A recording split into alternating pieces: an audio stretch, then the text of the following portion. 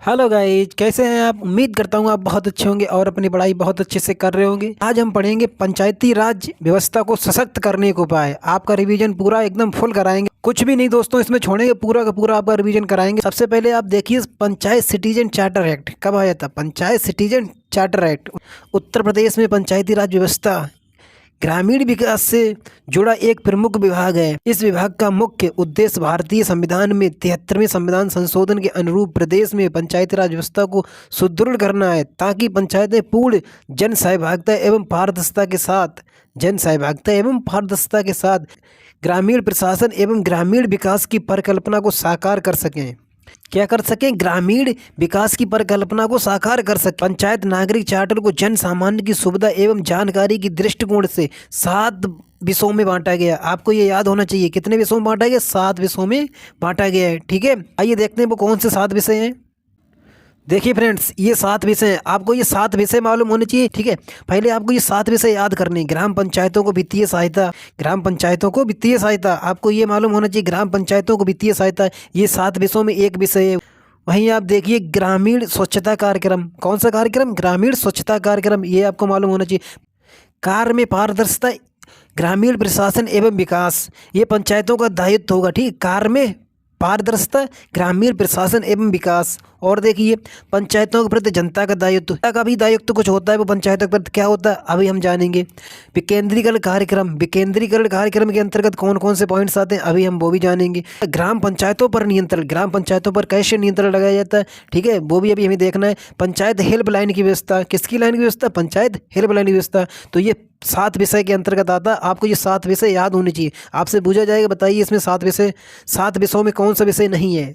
तो एक बार फिर देखिए, ग्राम पंचायतों को वित्तीय सहायता, ग्रामीण स्वच्छता कार्यक्रम, पंचायतों का दायित्व, कार्य में पारदर्शिता, ग्रामीण प्रशासन एवं विकास, पंचायतों के प्रति जनता का दायित्व, विकेंद्रीकरण कार्यक्रम, ग्राम पंचायतों पर नियंत्रण, पंचायत हेल्पलाइन व्यवस्था, पंचायत हेल्पलाइन व्यवस्था। ये आपके 7 के 7 विषय आपको मालूम होने चाहिए।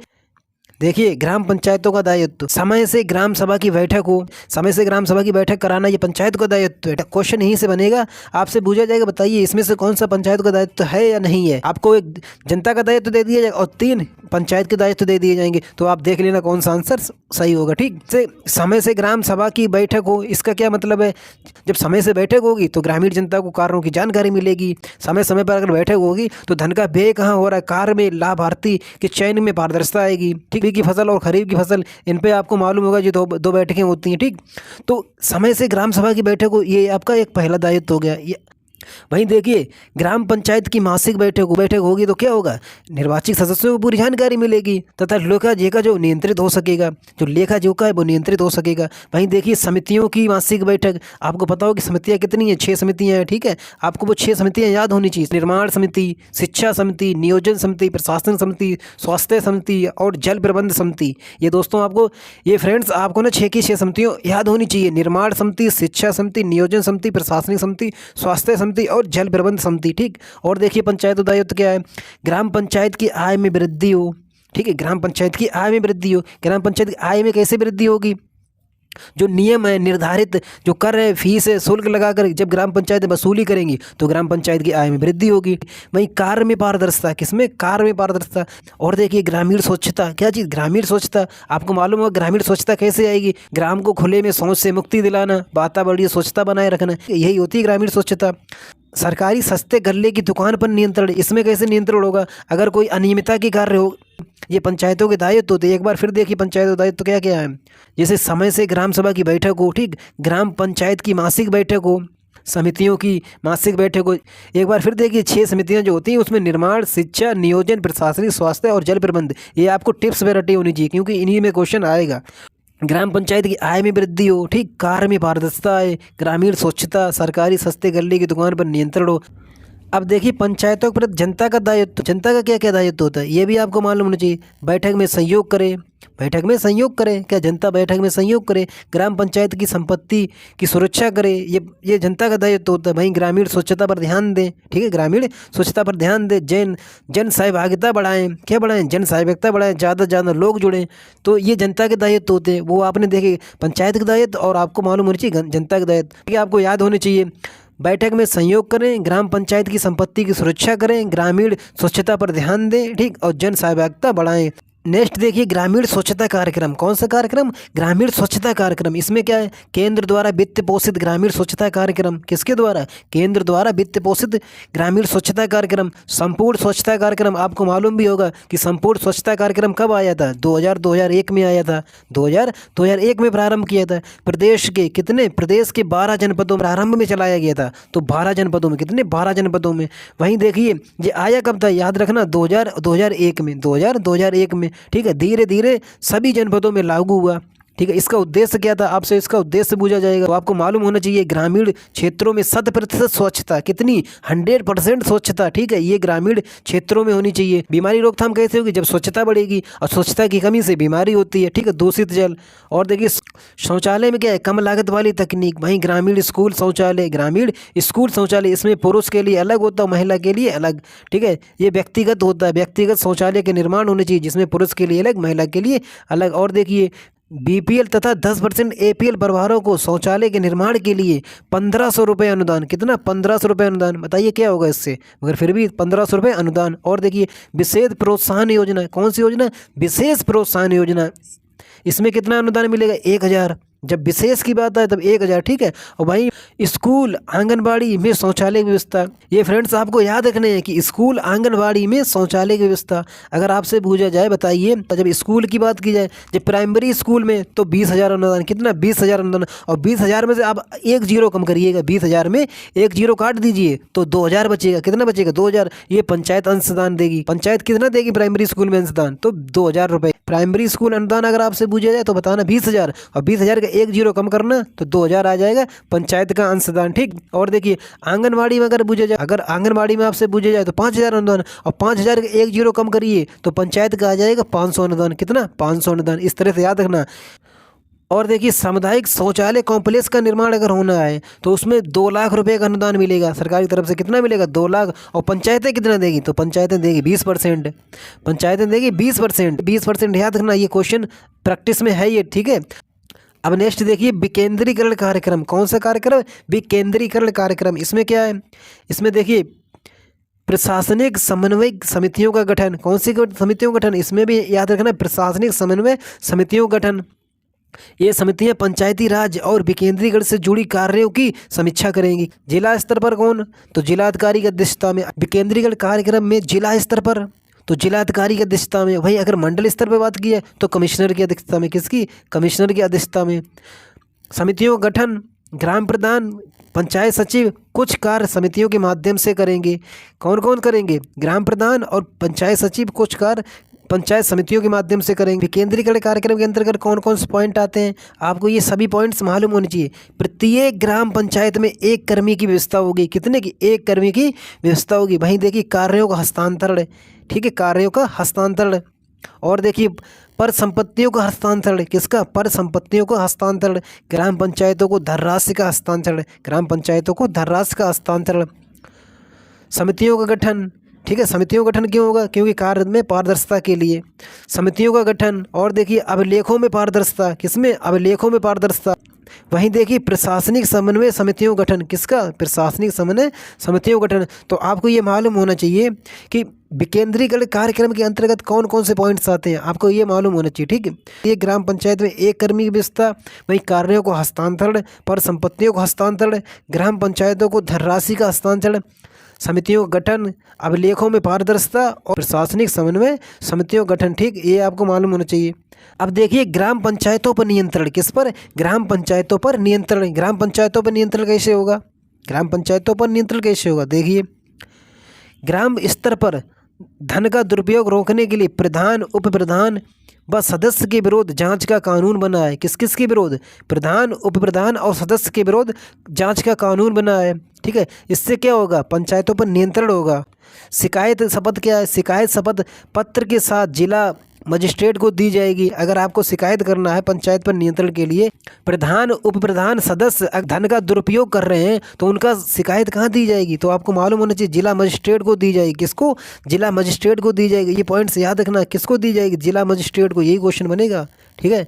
जिला मजिस्ट्रेट को दी जाएगी। और जिसके साथ साक्ष्य भी दिए जा सकते हैं। जिसको मजिस्ट्रेट आदेश देगा उसके द्वारा भी जांच की जाएगी, जिसको मजिस्ट्रेट आदेश देगा उसके द्वारा वो जांच की जाएगी। ठीक। और देखिए, ग्राम पंचायतें अभिलेखों को पूर्ण करने हेतु चार्टर्ड अकाउंटेंट अनुबंधित करेंगी।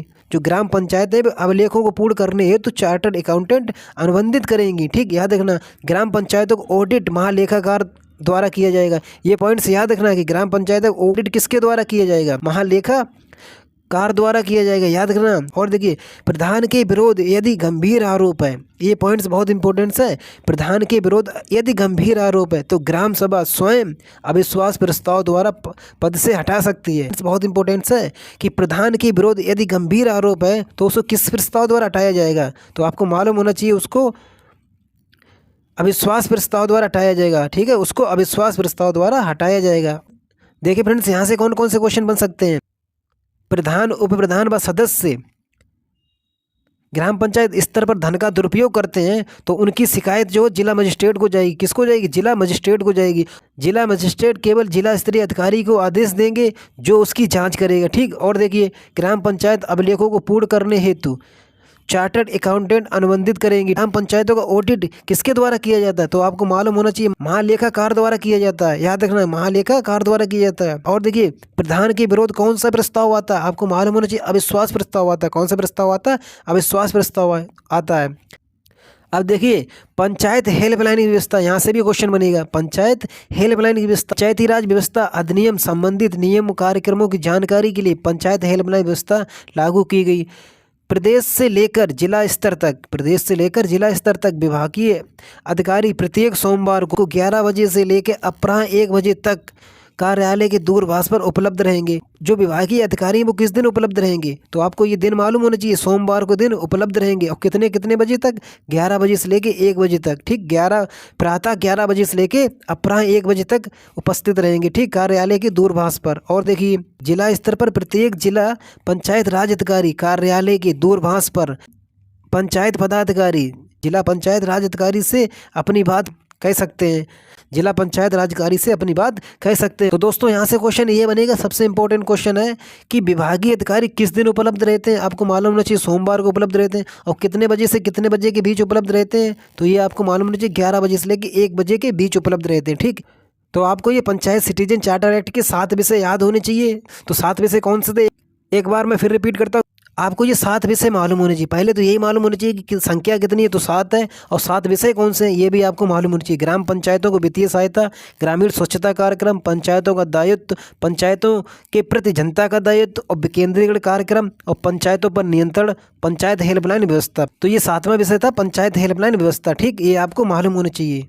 देखिए फ्रेंड्स, पंचायत नागरिक चार्टर के लाभ। पंचायत नागरिक चार्टर के लाभ। सिटीजन चार्टर किसी देश की आम जनता के लिए मददगार साबित होता है। क्या होता है, आम जनता के लिए मददगार साबित होता है। नागरिक चार्टर के कार्यान्वयन के कुछ लाभ इस प्रकार है। बेहतर सेवा वितरण, क्या चीज, इससे क्या होता है, बेहतर सेवा वितरण होता है। जनता के प्रति अधिकारियों की जवाबदेही बनती है। जनता के प्रति अधिकारियों की जवाबदेही होती है। सेवाओं के साथ विशाल जन संतुष्टि होती है। जैसे जैसे सेवाएं मिलेगी वैसे विशाल जन संतुष्टि होगी। बढ़ी हुई पारदर्शिता, जो आगे चलकर शासन में नागरिकों की भागीदारी को बढ़ावा देती है। जितनी पारदर्शिता होगी तो आगे चलकर शासन में नागरिकों की भागीदारी बढ़ेगी। लोक सेवकों और सार्वजनिक कार्यालयों की बेहतर जवाबदेही होगी। लोक सेवकों और सार्वजनिक कार्यालयों की बेहतर जवाबदेही होगी। वह नागरिकों के कर्तव्य पर प्रकाश डालता है। क्या डालता है, वह नागरिकों के कर्तव्य पर प्रकाश डालता है। ठीक है, कौन, नागरिक चार्टर। और देखिए, यह भी निर्दिष्ट करता है कि शिकायत के मामले में किससे संपर्क किया जाए। शिकायत के मामले में किससे संपर्क किया जाए, ये भी नागरिक चार्टर से पता लग जाता है। ठीक है फ्रेंड्स, अब देखिए CSC कॉमन सर्विस सेंटर, आपको पता होगा, इसकी फुल फॉर्म ही याद रखना। सिंपल क्वेश्चन बन जाएगा, बताइए CSC की फुल फॉर्म क्या होती है। तो प्यारी CSC की फुल फॉर्म बताना, कॉमन सर्विस सेंटर। क्या बताना, कॉमन सर्विस सेंटर। ये क्या है फ्रेंड्स, ये देखिए, कॉमन सर्विस सेंटर कार्यक्रम भारत सरकार के इलेक्ट्रॉनिक्स और IT मंत्रालय द्वारा, किसके द्वारा, इलेक्ट्रॉनिक्स और IT मंत्रालय की एक पहल है। किसकी, IT मंत्रालय की एक पहल है। CSC भारत में ग्रामीण और शहरी लोगों तक विभिन्न डिजिटल सेवाओं के वितरण के लिए आसान पहुंच बिंदु, ऐसा है, आसान पहुंच बिंदु है। ग्रामीण भारत में सीएससी न केवल सेवाएं वितरण बिंदु है बल्कि ग्रामीण उद्यमिता को भी बढ़ावा देता है। क्या देता है? सेवाओं के वितरण के साथ साथ ग्रामीण उद्यमिता को भी बढ़ावा देता है। और देखिए डिजिटल इंडिया, कौन से इंडिया? डिजिटल इंडिया कार्यक्रम के तहत केंद्र सरकार ने ग्रामीण नौजवानों को उद्यमी बनाने के लिए, कैसा बनाने के लिए? उद्यमी बनाने के लिए सामान्य सेवा केंद्र योजना शुरू की है। के लिए ग्रामीण नौजवानों को उद्यमी बनाने के लिए। इसको खोलने के लिए क्या क्या योग्यता होनी चाहिए? देखिए फ्रेंड्स, कॉमन सर्विस सेंटर खोलने के लिए जरूरी बातें कौन कौन सी बातें हैं, इनको आपको मालूम होनी चाहिए। यहाँ से क्वेश्चन बनेगा, जिस ग्राम पंचायत में जन सेवा केंद्र खोला जा रहा है उस जगह का निवासी होना जरूरी है। जो भी व्यक्ति जन सेवा केंद्र खोल रहा है ना, तो वो उस जगह का निवासी होना चाहिए, उस जगह का निवासी होना चाहिए। ठीक, न्यूनतम शैक्षिक योग्यता उसकी 10th पास होनी चाहिए। कितनी? 10th पास होनी चाहिए। कंप्यूटर की बेसिक जानकारी होनी चाहिए, उसको कंप्यूटर की बेसिक नॉलेज होनी चाहिए। अंग्रेजी का भी ज्ञान होना चाहिए, उसको अंग्रेजी भी आनी चाहिए। ठीक है। कॉमन सर्विस सेंटर खोलने के लिए आवेदन करने वाले आवेदक की उम्र 18 साल से अधिक होनी चाहिए। ये बेहद जरूरी है। कैसा है? ये बेहद जरूरी है। और देखिए, अगर किसी व्यक्ति की आयु 18 से कम है तो वो सीएससी यानी कॉमन सर्विस सेंटर खोलने के लिए अपना रजिस्ट्रेशन नहीं करा सकता, यानी 18 वर्ष होनी चाहिए। ठीक, जो कॉमन सर्विस सेंटर खोलेगा उसकी कोई सरकारी नौकरी तो है नहीं, तो वो पैसा कैसे कमाएगा, है ना? उसका कमाई का जरिया क्या होगा? तो देखिए फ्रेंड्स, सामान्य सेवा केंद्र से कमाई कैसे करेगा? कॉमन सर्विस सेंटर चलाने वाले को हर बैंकिंग ट्रांजेक्शन पर सरकार 11 रुपए मिलते हैं। जो जितने भी बैंकिंग ट्रांजेक्शन करेगा उसको 11 रुपए मिलेंगे। कितने? 11 रुपए मिलेंगे। अगर वो रेल, बस, हवाई जहाज की टिकट बुक करने पर उसको 10 से 20 रुपए तक मिलेंगे। कि 10 से 20 रुपए तक का चार्ज लिया जाता है। वहीं बिलों के भुगतान और सरकारी योजनाओं में रजिस्ट्रेशन के माध्यम से सीएससी संचालक की कमाई होती है। जो भी बिल भुगतान होते हैं और जो सरकारी योजना, उनके रजिस्ट्रेशन में। ये तो दोस्तों था सीएससी। अब देखिए फ्रेंड्स, सीएससी 2.0 कब आया? पूर्ववर्ती कॉमन सर्विस सेंटर योजना के मूल्यांकन के आधार पर भारत सरकार ने डिजिटल इंडिया के तहत, किसके तहत? डिजिटल इंडिया के तहत, ठीक है, अगस्त 2015 में, कब ये याद रखना? अगस्त 2015 में, अगस्त भी याद रखना, अगस्त 2015 से सीएससी 2.0 परियोजना शुरू करी है। कब? सीएससी 2.0 परियोजना शुरू करी है। इस योजना का उद्देश्य विभिन्न नागरिक केंद्रीय सेवाएं प्रदान करने के लिए देश भर में 2.5 लाख, कितने? 2.5 लाख ग्राम पंचायतों में कम से कम एक सीएससी स्थापित करना है। ठीक है, 2.5 लाख कम से कम इतने स्थापित करना ही करना है। ये परियोजना सीएससी ई गवर्नमेंट सर्विस इंडिया लिमिटेड द्वारा कार्यान्वित की जा रही है। यह एक आत्मनिर्भर उद्यमिता मॉडल है। क्या? आत्मनिर्भर उद्यमिता मॉडल है जो ग्राम स्तरीय उद्यमियों द्वारा चलाया जाता है। किसके? ग्राम स्तरीय उद्यमियों द्वारा चलाया जाता है। इसको भी ध्यान रखना। ठीक है। आइए देखिए, आपको ना ये मालूम होना चाहिए, क्योंकि मुझे जहां तक लगता है ना, इनकी सेवाओं के नाम आपसे पूछा जाएगा और पूछा जाएगा बताइए किसके अंतर्गत आता है? G2C के अंतर्गत आता है या B2C के अंतर्गत आता है या किसके अंतर्गत आता है? ये आपसे पूछा जाएगा। ठीक, तो आप देखिए पहले, तो फ्रेंड्स आप इस पे देखिए, गवर्नमेंट टू सिटीजन, जो गवर्नमेंट टू सिटीजन, इसमें कौन सी सेवाएं आती हैं? ठीक, इनमें देखिए जैसे भारत बिल पे आता है। क्या आता है? भारत बिल पे आता है भाई। फास्ट टैग, ठीक है, फास्ट टैग भी आता है।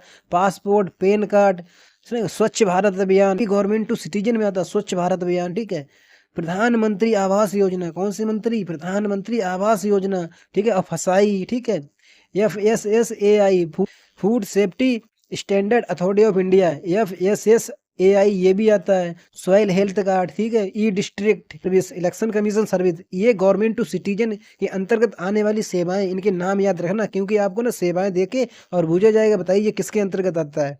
और देखिए भाई, बिजनेस टू सिटीजन, ठीक है, B2C, देखिए इसमें क्या आता है? बिजनेस चलता है किसके? नागरिक के साथ में। तो जैसे DTH सर्विस हो गया, मोबाइल रिचार्ज हो गया, मोबाइल बिल हो गया, तो ये किस में आएंगे? ये आएंगे बिजनेस टू सिटीजन में। आपको ये मालूम होनी चाहिए, इनकी सेवाओं के नाम मालूम होने चाहिए, कौन सी सेवा किसके अंतर्गत आती है। अब देखिए दोस्तों, आपने ना ये पढ़े होंगे ई गवर्नेंस के प्रकार, कितने प्रकार होते हैं? जैसे G2G, G2C, G2B, G2E।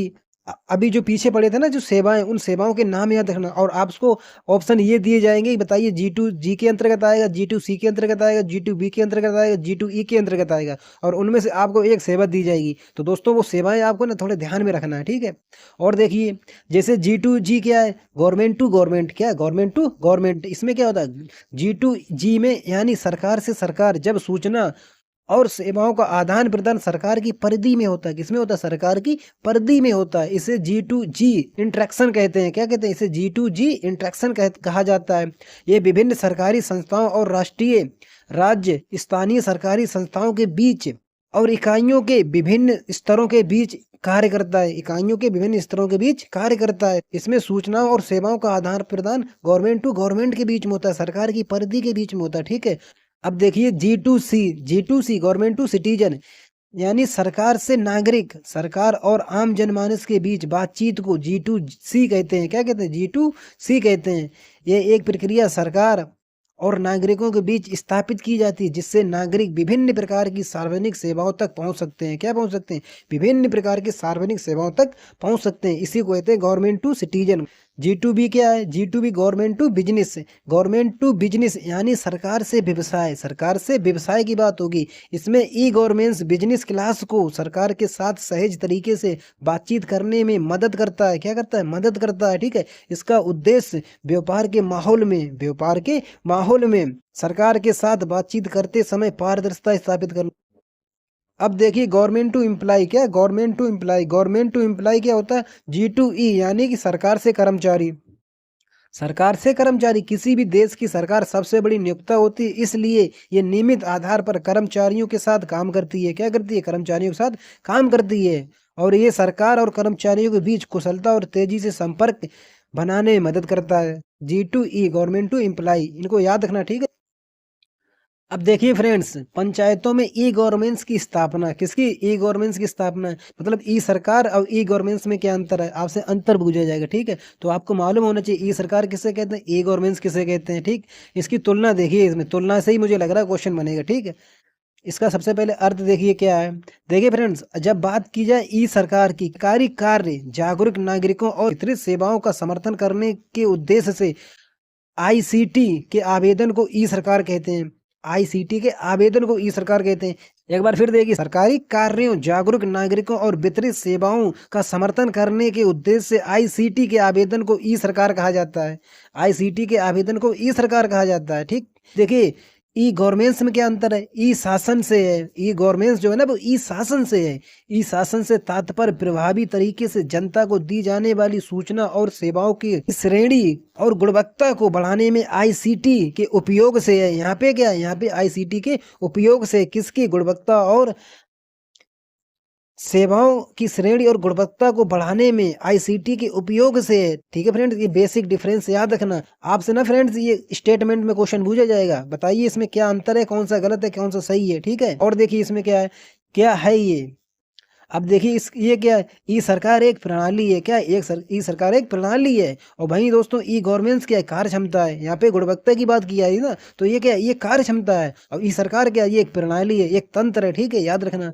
और देखिए संचार प्रोटोकॉल में इसका अंतर क्या है? एक तरह से संचार प्रोटोकॉल है। ये क्या है? सरकार जो है ना, ई सरकार, वो एक तरह से संचार प्रोटोकॉल। भाई ई गवर्नेंस क्या है? दो तरह से संचार प्रोटोकॉल है। क्या? दो तरह से संचार प्रोटोकॉल है। ये अंतर याद रखना फ्रेंड्स, मुझे बहुत इंपॉर्टेंस लगा इसलिए मैंने इसको लिया है। ठीक, आइए दोस्तों और देखते हैं।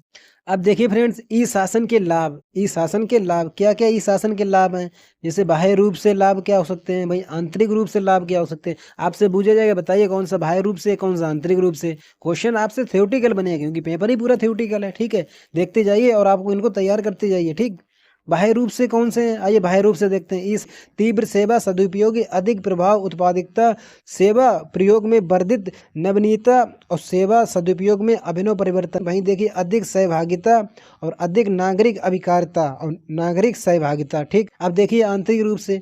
आंतरिक रूप से क्या? ये भी आपको मालूम होना चाहिए।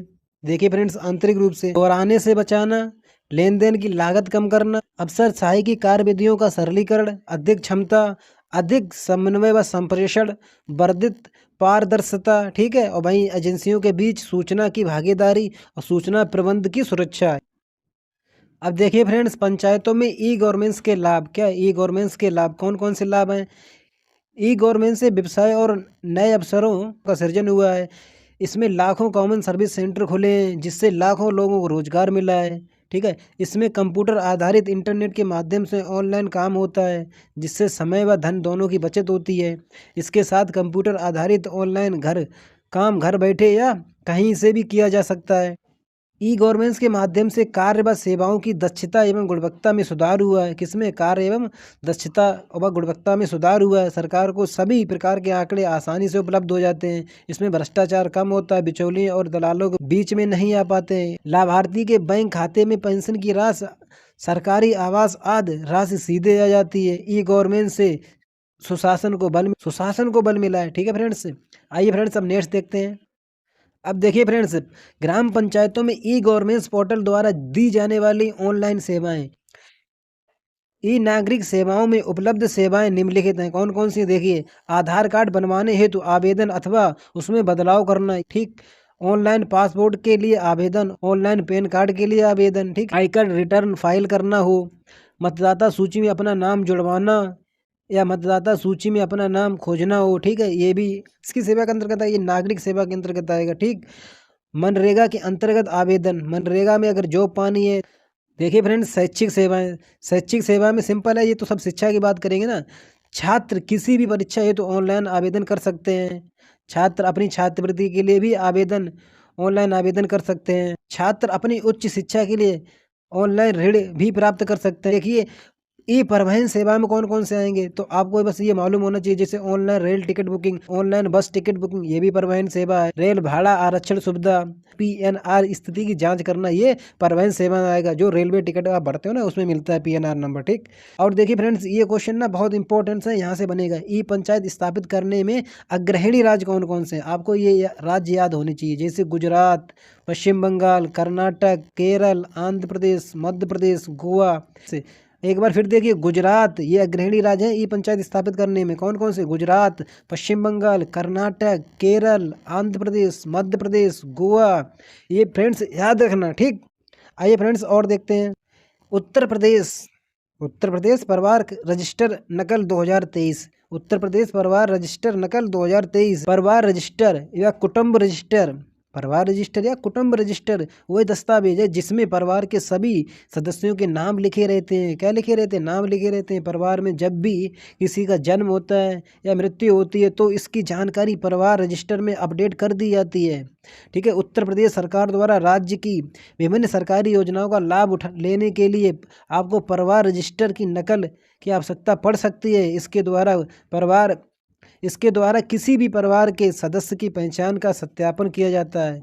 कि लाभ क्या, बस ये आप लाभ याद रखना। ठीक है फ्रेंड्स, परिवार रजिस्टर का उपयोग बहुत तरह से प्रमाण पत्र बनवाने में होता है। क्या? बहुत तरह के प्रमाण पत्र बनवाने में होता है। उत्तर प्रदेश के छात्रों के लिए कॉलेज और स्कूल में छात्रवृत्ति लेने के लिए परिवार रजिस्टर आवश्यक है। अगर आपको कॉलेज में छात्रवृत्ति स्कॉलरशिप लेनी है तो परिवार रजिस्टर आवश्यक है। उत्तर प्रदेश के सभी सरकारी योजनाएं और नौकरियों के लिए राज्य के नागरिकों के लिए परिवार रजिस्टर आवश्यक है। क्या? परिवार रजिस्टर आवश्यक है, याद रखना फ्रेंड्स। ठीक, और देखिए, उत्तर प्रदेश के सभी नागरिक परिवार रजिस्टर के माध्यम से किसी भी प्रकार के सरकारी कागजात बनवा सकते हैं। किसी भी प्रकार के सरकारी कागजात बनवा सकते हैं। आइए दोस्तों नेक्स्ट देखते हैं।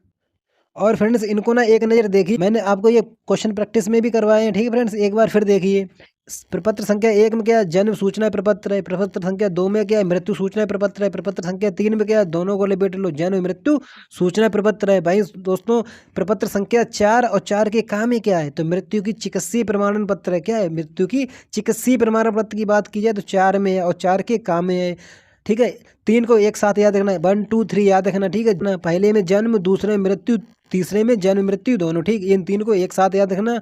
5 और 6 को याद रखना। जैसे कि प्रपत्र संख्या 5 में क्या है? तो जन्म प्रमाण पत्र है। प्रपत्र संख्या 6 में क्या है? मृत्यु प्रमाण पत्र है। यहाँ पे प्रमाण पत्र की बात की है, ऊपर सूचना की बात की है। ठीक है, आइए और देखते हैं। अब देखिए फ्रेंड्स, प्रपत्र संख्या 7 में क्या है? अब आपको ना इधर याद रखने एक साथ में 7 8 9 एक साथ याद रखना। प्रपत्र संख्या 7 में क्या है? जन्म रजिस्टर है। यहाँ पर रजिस्टर की बात की जा रही। ठीक है, पहले सूचना, फिर प्रमाण पत्र, फिर रजिस्टर आया। ठीक, अब देखिए 7 में है जन्म रजिस्टर, 8 में मृत्यु रजिस्टर, 9 में है जन्म मृत्यु रजिस्टर। ठीक है, अब देखिए 10 में क्या है फ्रेंड्स? 10 याद रखना अलग से। 10 में है अन्य उपलब्धता प्रमाण पत्र। यही क्वेश्चन आएगा, देखना, यही क्वेश्चन आपको देखने को मिलेगा। बताइए अन उपलब्धता प्रमाण पत्र किस में है? तो प्रपत्र संख्या 10 में है। अब इन 3 को एक साथ याद रखना। किनको? इन 3 को एक साथ याद रखना। कौन कौन से? 11 12 13, 11 12 13। इसमें क्या है फ्रेंड्स? इसमें है, देखिए 11 में है जन्म की मासिक रिपोर्ट, सारांश, ठीक है। मृत्यु की मासिक रिपोर्ट 12 में और जन्म मृत्यु दोनों की मासिक रिपोर्ट 13 में। 11, 12, 13 में क्या है, मासिक रिपोर्ट है। अब देखिए फ्रेंड्स, यहाँ से ना एक बहुत इंपॉर्टेंट क्वेश्चन निकल रहा है, जो क्वेश्चन आपकी परीक्षा में आने के बहुत बहुत ज़्यादा चांस है। और देखिए फ्रेंड्स, किस तरह से पूछा जाता है, आपको उसी तरह से आंसर देना। यहाँ से क्वेश्चन गलत होने के चांस बहुत ज़्यादा, क्योंकि क्वेश्चन सरल है, मगर क्वेश्चन सरल में ही आपको फंसाया जाएगा। जन्म मृत्यु रजिस्ट्रीकरण अधिनियम कब आया? अब अगर आपसे पूछा जाए, बताइए जन्म मृत्यु रजिस्ट्रीकरण अधिनियम कब आया, तब अधिनियम की बात की जाए तब आंसर देना 1969 बताना। क्या बताना? 1969 बताना। अगर आपसे पूछा जाए, बताइए उत्तर प्रदेश में, किसमें, उत्तर प्रदेश में जन्म मृत्यु रजिस्ट्रीकरण नियमावली कब आई थी? 1976 में आई थी। और उसका संशोधित रूप अगर पूछा जाए तो 2002 बताना। क्या बताना? 2002 बताना। और प्रदेश में लागू कब से हुआ, यानी से हुई, तो अब आंसर आपको देना है फ्रेंड्स क्या, 2003। तब आपको आंसर देना होगा फ्रेंड्स 22 मार्च 2003। क्या, 22 मार्च 2003। देखिए फ्रेंड्स, यहाँ से ना क्वेश्चन बहुत इंपॉर्टेंट है। अगर आपसे पूछा जाए कि बताइए जन्म मृत्यु रजिस्ट्रीकरण अधिनियम कब आया, तो आंसर देना 1969 में आया। उत्तर प्रदेश में जन्म मृत्यु रजिस्ट्रीकरण नियमावली कब आई थी, तब आंसर आपको देना 1976 में। कब? 1976 में। और उसी नियमावली में संशोधित रूप कब आया, तो 2002 में। उसी नियमावली में संशोधित रूप कब आया? 2002 में। और ये नियमावली उत्तर प्रदेश में लागू कब से हुई, प्रभावी कब से हुई, तब आंसर देना आपको 22 मार्च 2003। क्या, 22 मार्च 2003। ये दोस्तों क्वेश्चन बहुत इंपॉर्टेंट है। आप 1969 याद मत रखना, ठीक है, 1976 भी याद रखना, 2002 भी याद रखना, 22 मार्च 2003 भी याद रखना, ठीक है फ्रेंड्स। तो ये चैप्टर आपका पूरा कंप्लीट हुआ, मैंने आपको ये पूरा चैप्टर रिवीजन करा दिया। ठीक है फ्रेंड्स, मिलते हैं नेक्स्ट वीडियो में। जय हिंद, जय भारत।